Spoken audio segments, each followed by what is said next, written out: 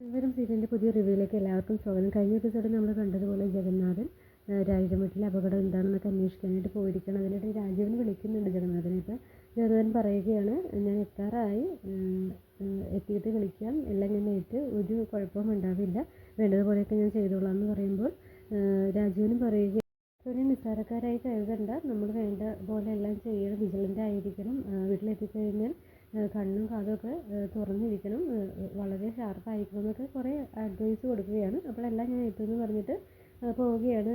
കാണിക്കുന്നത് തുളസിയുടെ റൂമിലേക്ക് ആ ക്രിമിനൽ, അതായത് KSEBയുടെ പ്രവർത്തകരായിട്ട് വേഷമിട്ട് വന്നിരിക്കുന്ന ആ ക്രിമിനലിൽ ഒരാൾ വരികയാണ്. എന്നിട്ട് അയാൾ തുളസിയെ കാണുമ്പോൾ പതുങ്ങി തുളസിയുടെ അടുത്തേക്ക് ചെല്ലുമ്പോൾ തന്നെ രാഖിയോടെ ഒപ്പം എത്തുകയാണ്. രാഖി ഇപ്പോൾ നിങ്ങളെന്തിനാ ഈ റൂമിൽ കയറിയതൊക്കെ ചോദിക്കുമ്പോൾ എല്ലാ റൂമിലും ചെക്ക് ചെയ്യണം, ഇവിടെയും നോക്കുക, ഷോർട്ട് സർക്യൂട്ടാണോ എന്നൊക്കെ ചെക്ക് ചെയ്യണമെന്നൊക്കെ പറയുമ്പോൾ ബാക്കി എല്ലാ റൂമിലൊക്കെ നോക്കിയിട്ട് ഇവിടെ നോക്കിയാൽ ലാസ്റ്റ് നോക്കിയാൽ മതി എന്നൊക്കെ പറയുമ്പോൾ അത് നിങ്ങളാണോ തീരുമാനിക്കേണ്ടത്, എന്താ ചെയ്യേണ്ടതെന്നൊക്കെ എനിക്കറിയാം, ഞാൻ ചെയ്തോളാം എന്ന് പറയുമ്പോൾ നിങ്ങൾ ഈ മുറിയിൽ നിന്നും പുറത്തേക്ക് പോയെന്നും പറഞ്ഞിട്ട് രാഖി പറഞ്ഞിട്ട് അയാൾ കേൾക്കുന്നില്ല. അപ്പോൾ രാഖി വേഗം അയാൾ തള്ളി മാറ്റി, പുറത്തേക്ക് പോകുന്നല്ലേ പറഞ്ഞെന്നൊക്കെ പറഞ്ഞിട്ട് തള്ളി മാറ്റുമ്പോഴേക്കും അയാളും തിരിച്ച് രാഖിയെ ആക്രമിക്കുകയാണ്. ഒറ്റയടി മുഖത്തിട്ട് കൊടുക്കുകയാണ്. വേഗം തന്നെ രാഖി വീഴുന്നു. അപ്പോൾ തന്നെ വെള്ളിയേട്ടാന്നൊക്കെ പറഞ്ഞ് വിളിക്കുമ്പോൾ ഏട്ടനും ഓടി വന്ന് അയാളെ എതിർക്കാൻ നോക്കുകയാണ്. ഒപ്പം തന്നെ ആ ബാക്കിയുള്ള KSEB പ്രവർത്തകരായിട്ട് വന്നവരിൽ ഒരാളും കൂടി അവിടെ വന്നിട്ട് രണ്ടുപേരും കൂടി ഇവരെല്ലാം എതിർത്ത് തോൽപ്പിക്കാൻ നോക്കുകയാണ്. അപ്പോൾ വെള്ളിയേട്ടനും അമ്മണിയമ്മയും രാഖിയും ഉണ്ട് ആ റൂമിൽ. പെട്ടെന്ന് തന്നെ ആരതി ചേച്ചിയും വിളിക്കുകയാണ്. ആരതി ചേച്ചിയും കൂടി വന്നു കഴിയുമ്പോഴേക്കും വേദന രാഖി എഴുന്നേറ്റിട്ട് ഇവരുടെ ഈ അക്രമമൊക്കെ കാണുമ്പോൾ പെട്ടെന്ന് തന്നെ തോക്കെടുത്ത് ചൂണ്ടി, എനിക്കറിയാം എന്താ ചെയ്യേണ്ടതെന്നുള്ളത്, ആരാ നിങ്ങളിവിടെ ഇങ്ങോട്ടേക്ക് വിട്ടത്, സത്യം പറയും, നിങ്ങൾ ആര് പറഞ്ഞിട്ടാണ് ഇവിടെ വന്നത്, നിങ്ങളുടെ ഉദ്ദേശം എന്താണെന്നൊക്കെ ചോദിക്കുമ്പോൾ അവരെല്ലാം പേടിച്ച് പെട്ടെന്ന് ആ ക്രിമിനൽ പെട്ടെന്ന് ഞെട്ടുകയാണ്. അതായത് കയ്യിൽ തോക്ക് കാണുമ്പോൾ എല്ലാവരും ഒരു നിമിഷം സൈലൻ്റായിട്ട് സ്റ്റില്ലായിട്ടൊക്കെ നിൽക്കുകയാണ്. അങ്ങനെയുള്ള ടൈമിലേക്ക് പെട്ടെന്ന് തന്നെ ആ മൂന്നാമത്തെ ക്രിമിനൽ, അതായത് KSEBയുടെ തന്നെ വേഷമിട്ട് വന്ന മൂന്നാമത്തെ ക്രിമിനൽ പെട്ടെന്ന് ചിന്നുവിനെയും കൊണ്ട് വരികയാണ്. ചിന്നുവിൻ്റെ കാര്യത്തിൽ അയാൾ കത്തി വെച്ചിട്ടുണ്ട്. എന്നിട്ട് ഞാൻ ഇവളെ കൊല്ലും, കൊച്ചിനെ കൊല്ലും എന്നൊക്കെ പറഞ്ഞ് ഭീഷണിപ്പെടുത്തുമ്പോഴേക്കും അമ്മയായ രാഖിക്ക് പെട്ടെന്ന് തോക്ക് താഴേക്ക് ഇടേണ്ടി വരികയാണ്. ഈ സമയം തന്നെ അവിടെ ജഗന്നാഥൻ അവിടെ ഗേറ്റിൻ്റെ അടുത്ത് എത്തി. ഈ ടൈമിൽ തന്നെ എത്തുന്നുണ്ട്. എന്നിട്ട് ജഗന്നാഥൻ വേഗം തന്നെ ടോർച്ചൊക്കെ അടിച്ച് അകത്തേക്ക് കയറി പോകുന്നതാണ് കാണിക്കുന്നത്. അപ്പോൾ നമ്മുടെ വിഷ്ണു വേഗം തന്നെ ശാരികയെ വിളിച്ച് പറയുന്നുണ്ട്, ഒരു കുഴപ്പമുണ്ട്, ജഗന്നാഥൻ ഇവിടെ എത്തിയിട്ടുണ്ടെന്ന് പറയുമ്പോൾ നമ്മുടെ പ്ലാനിങ്ങിനൊന്നും ഒരു മാറ്റവുമില്ല, തുളസിക്ക് ഇന്നും കൂടി ആയുസ്സുണ്ടാവാൻ പാടുള്ളൂ, പിന്നെ സാക്ഷി പറയാനും ആരും വേണ്ട, അതുകൊണ്ട് ജഗന്നാഥൻ്റെ കാര്യം ഇന്ന് തന്നെ തീർക്കണം, വേറെ ഒന്നും നോക്കണ്ട എന്നൊക്കെ പറയുക, ഇൻസ്ട്രക്ഷൻ കൊടുക്കുകയാണ്. അതേസമയം അകത്താണെങ്കിൽ അങ്ങനെ എല്ലാവരും പരിഭ്രാന്തരായിട്ട് നിൽക്കുന്ന ടൈമിലേക്ക് പെട്ടെന്ന് തന്നെ ജഗന്നാഥനും കൂടി എത്തിക്കഴിയുമ്പോൾ ജഗന്നാഥൻ വന്നിട്ട് വേഗം തന്നെ ആ ചിന്നുവിനെ കത്തി കഴുത്തിൽ വെച്ചുകൊണ്ടിരിക്കുന്ന ആ ക്രിമിനലിനെ പെട്ടെന്ന് തന്നെ ഒരു ചവിട്ടൊക്കെ കൊടുത്തിട്ട് അയാളോട് ഫൈറ്റ് ചെയ്യുകയാണ്. ഒപ്പം തന്നെ അപ്പോഴേക്കും നമ്മുടെ എല്ലാവരും ആക്റ്റീവ് ആവുകയാണ്. അതായത് വെള്ളിയേട്ടനും അതുപോലെ ആരതി ചേച്ചി, അമ്മയമ്മയും എല്ലാവരും പിന്നെ ഒന്ന് ധൈര്യമായി ഒരാളും കൂടി വന്നു കഴിയുമ്പോൾ പിന്നെ അവരെല്ലാവരും കൂടി അയാളെ എതിർക്കുകയാണ്. അപ്പോൾ തന്നെ വീണ്ടും ആ താഴെ ഇട്ടിരുന്ന തോക്കെടുത്ത് വേഗം തന്നെ രാഖി വീണ്ടും ഒന്ന് വെറുതെ പൊട്ടിക്കുകയാണ്. ആ ഒച്ച കേട്ട് പെട്ടെന്ന് തന്നെ അകത്ത് കയറിയിരുന്ന KSEB പ്രവർത്തകരായിട്ട് വന്ന ആ ക്രിമിനലെല്ലാം പുറത്തേക്ക് ഓടുകയാണ്. ഇവരെല്ലാം പുറകെ പോയി പിടിക്കാൻ നോക്കുന്നുണ്ടെങ്കിലും ആർക്കും സാധിക്കുന്നില്ല, അവരോടി രക്ഷപ്പെടുന്നുണ്ട്.